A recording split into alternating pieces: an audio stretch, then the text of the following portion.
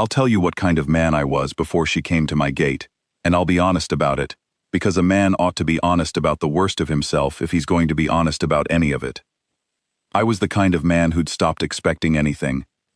My wife, Ruth, died in the spring of '81, 4 years before any of this. The baby went 3 days after her, a boy I never named out loud, because naming him would have made losing him a different kind of thing, and I wasn't built for that. So I worked. I worked the Burnt Creek Range like a man who doesn't own it, but has nothing else to do with his hands. My foreman, Briggs, kept the outfit running in the practical sense. I kept it running in the sense that I got up every morning and didn't stop. That's all I'll say about those 4 years. It was Briggs who talked me into the notice. "You need somebody in the house," he said. "You're eating cold biscuits for supper and calling it fine." I told him I didn't need anybody in my house. He nailed the notice to the depot board at Haller's Fork anyway, on a Tuesday in October, and I let him, because arguing with Briggs about a thing he'd already done was a waste of breath I didn't have. I told him to pull it back down by Friday. She got there Thursday. I didn't see her arrive. Briggs met her at the gate, and when he came into the barn where I was working a colt that needed work, he said, "There's a woman at the gate, positions filled. I sent her off." I said, "What woman?" He said, "Widow, 2 boys. Walked from Haller's Fork, she claims.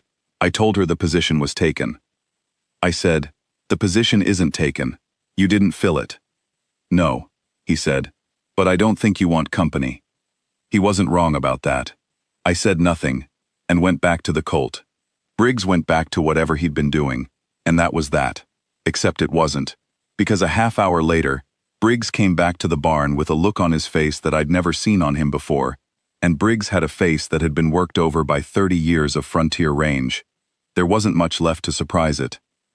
He said, "She's still at the gate." I said, "I heard you the first time." He said, "She sat down on her trunk. She's got the boys sitting next to her. She said she'd wait until morning in case I was wrong about the position." I set down the brush. I looked at him. He shrugged, like a man who has done what he can and won't be blamed for what comes next. I walked out to the gate myself. It was dusk. The light was going off the range, in that particular way it goes in October, gold draining out of the grass and the cold coming in behind it. The gate was a 1/4 mile from the barn, and I walked it without hurrying, because I'd already decided what I was going to say. I was going to say that the notice was a mistake, and the position was not available, and she should take her boys and go back to Haller's Fork before the light failed altogether. I got to the gate. She was sitting on the trunk with her back straight and her hands in her lap. The older boy, I'd find out later his name was Cale, sat beside her with his arms folded like a man waiting for something to be settled.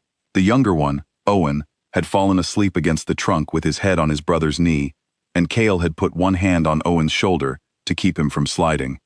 He didn't look up when I got to the gate. He was watching his brother sleep. I stood there. I don't know how long I stood there, long enough that the woman looked up at me and I could see her face in the last of the light. She wasn't afraid of me. She was tired, the way a person gets tired who has been tired for long enough that they've stopped trying to hide it, but she wasn't afraid. She said, "Mr. Aldrin, I know the position may be filled. I'd like to wait and make sure." I looked at the boy asleep on the trunk. I looked at the hand Cale had on his brother's shoulder. I said, "It isn't filled." Then I picked up the trunk. She stood up. She didn't say thank you right away, which I respected. She just picked up Owen without waking him, the way a woman does when she's been picking up a sleeping child for years and knows exactly how to do it. And she said, "Where shall I put the boys?" Like she'd already been living there 3 weeks and just needed the information. I showed her the back room. Briggs had his eyebrows up around his hat brim when we came through the kitchen, but he didn't say anything either, which was wise. That was October. I should tell you what the winter was. She could cook. That was established the first morning when I came in from the pre-dawn feeding, and there was coffee already on and biscuits in the pan, and she was standing at the stove in the same practical way she'd sat on the trunk, back straight, not waiting to be thanked for existing. She cooked like a woman who understood that food is a serious matter and treated it accordingly. Briggs ate in the kitchen for the first time in 4 years. He didn't say anything about that either. He just sat down at the table with his hat in his lap and ate. The boys were different from each other. Cale was quiet and watchful, like a boy who'd taken on more than a boy should have to, and was doing his level best with it. He was 9. He helped with the horses before I asked him to, which told me something about how he'd been raised. Owen was 6, curious the way young children are, which is to say relentlessly, about everything, without any of the restraint age puts on a person. He followed Briggs around the yard asking questions, until Briggs, who had not said more than 4 words in a row to another human being since the Hayes administration, started answering them. I saw Briggs show that boy how to soap a saddle one afternoon in November, going slow and explaining every step, and I made sure nobody saw me watching. There's something that happens when there are children in a house again. I hadn't known I remembered what it felt like, and then I felt it, and I wished I didn't. I kept my distance.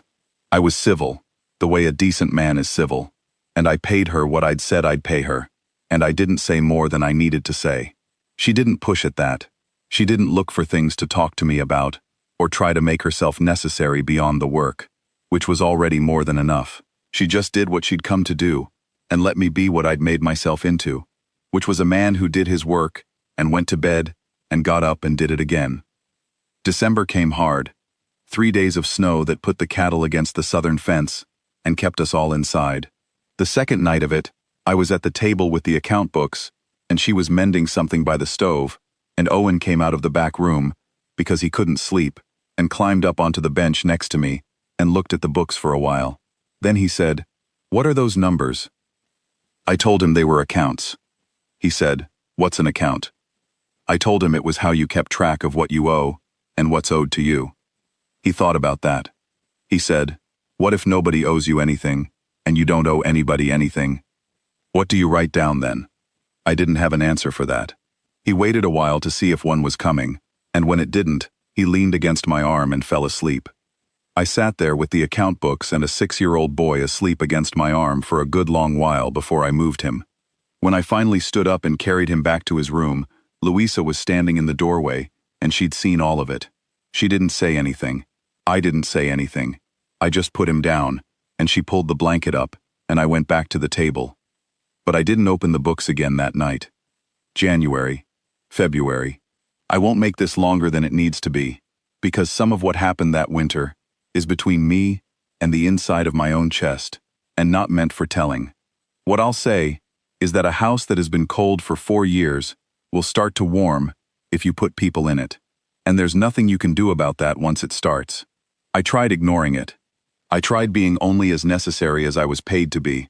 I tried going to bed earlier and getting up before them, and working longer hours, and coming in later at night so the kitchen would be empty. She always left a plate for me. It would be sitting on the back of the stove, covered with a cloth, always warm, always enough. She never said anything about it. I never said anything about it, but every night I came in from the barn, no matter the hour, there was a plate. A man can hold out against a lot of things. It's harder to hold out against a plate of food kept warm for you in the dark. March came, and the snow let up, and the range started showing green in the draws where the sun got to it first. Cale had been riding out with me by that point for 3 weeks. I'd put him on a gentle gelding named Chalk, and he'd taken to it the way some boys do, like he'd been waiting his whole life for a horse to make sense to him. Owen had gotten Briggs to let him name a barn cat, which Owen had named President, which Briggs thought was funny enough to almost smile about. It was a morning in March when I came in from the range and found Louisa at the kitchen window, with her arms crossed and her eyes on something out in the yard. I came and stood beside her to see what she was looking at. Owen was in the yard trying to get President to walk on a rope like a dog. President was not cooperating. I watched for a while, then I said, without particularly meaning to say it out loud, "He's going to be all right, that boy." She said, "Yes, he is." There was a pause. I was aware of how close I was standing to her at that window, and that I hadn't moved away. She hadn't either. I said, "Mrs. Pruitt." She said, "You don't have to start that way." I said, "No, I expect I do." I stopped. I thought about how to say the next thing, and couldn't find a way that was better than the plain version, so I said the plain version. "I'd like you to stay. Not as a cook, I mean as my wife, if that's something you're willing to consider. You'd have the right to say no and stay on through the season regardless. and I'd see you and the boys settled somewhere before fall." She was quiet. She looked at Owen, trying to convince President of something President had already decided against. She said, "How long have you been working up to that?" I said, "November." She said, "I've been thinking about it since December." That wasn't what I expected her to say. I looked at her, she looked at me, and there was something in her face that I recognized from the gate in October.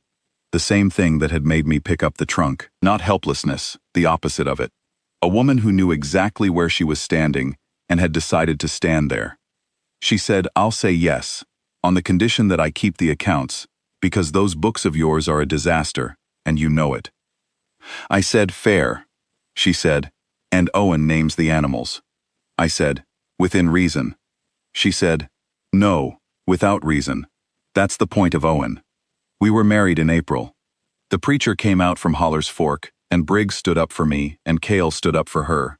9 years old in a clean shirt, with his arms at his sides, and his chin up, trying his level best to look like a man, which he mostly managed. Owen wore his good boots and let President attend from just outside the kitchen door, which felt about right. I've thought a lot about what changes a man, whether it's a single moment or the accumulation of small ones you don't notice until you're standing on the other side of them, looking back. The gate was a moment. Owen asleep against my arm was a moment. The plate on the stove in the dark, every night, was 100 moments. But I think what changed me, if I'm being honest, was Cale. The way that boy sat on his trunk, with his hand on his brother's shoulder, and didn't look up. Not out of rudeness, but because he was doing the most important thing he knew how to do, which was to keep watch over someone smaller than him. That was the thing I couldn't walk away from. 14 years ago now. The boys are grown.